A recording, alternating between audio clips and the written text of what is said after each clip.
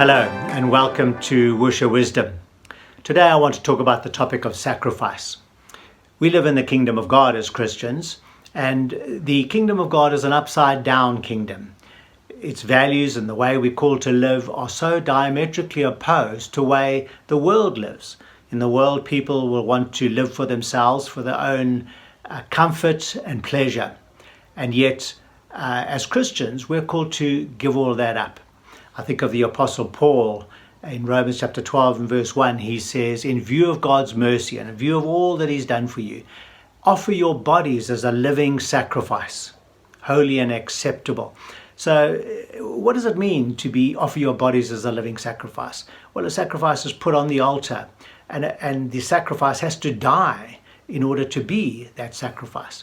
And so Paul is saying you need to offer yourselves, you need to die on that altar, offer yourselves completely to God.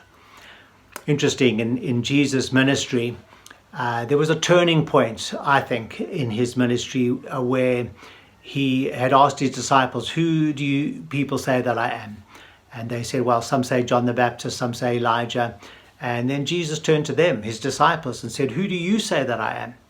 And it was Peter who said boldly, you are the Christ, the Son of the living God. And Jesus said, flesh and blood hasn't revealed that to you, Peter, but my Father in heaven.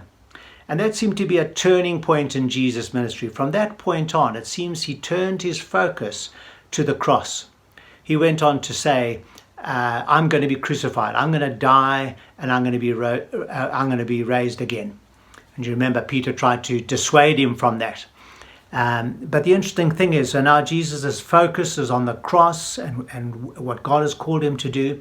And immediately after that, he said to his disciples, if you want to follow me, you must take up your cross as well. You need to die to yourselves. You need to not live for yourselves, but to live for me. And Jesus said these strange words, which on first perusal are hard to understand. He said, if you keep your life, you'll lose it. But if you lose your life for my sake and the sake of the gospel, you'll keep it. What is he saying? I think he's saying that if you keep your life, if you live for yourselves, if you live for your own pleasure, your own comfort, your own will, depend on yourself, actually you'll be left unfulfilled, discontented, empty. But if you give your life, if you lose your life for my sake and the sake of the gospel, you keep it.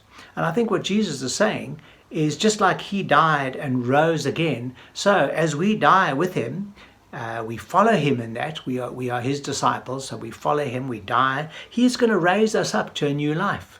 He's going to give us life. He's going to give us that peace and that joy and that fulfillment that we crave. And I've seen this over the years. Sometimes people have talked to, friends have said to me, they've seen some of the sacrifices that we've made when we've been in full-time ministry. And we have, there's no doubt, we have made many sacrifices.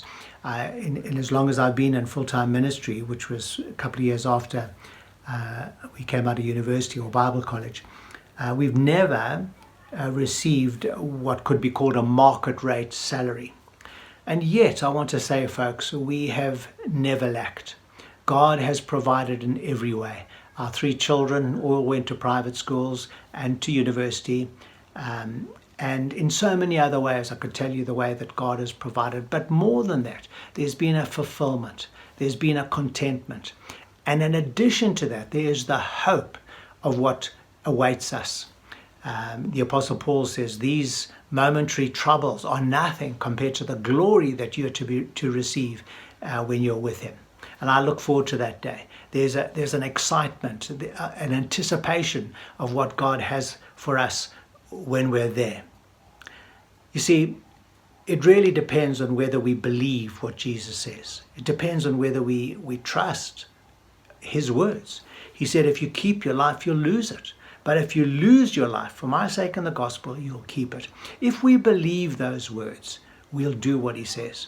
And it's only as we do as he says that we begin to enjoy what he wants to give us. That living and walking with him and knowing something of the excitement and the fulfillment of living that life with him. I hope that makes sense. Question is really, do you trust and believe what Jesus says.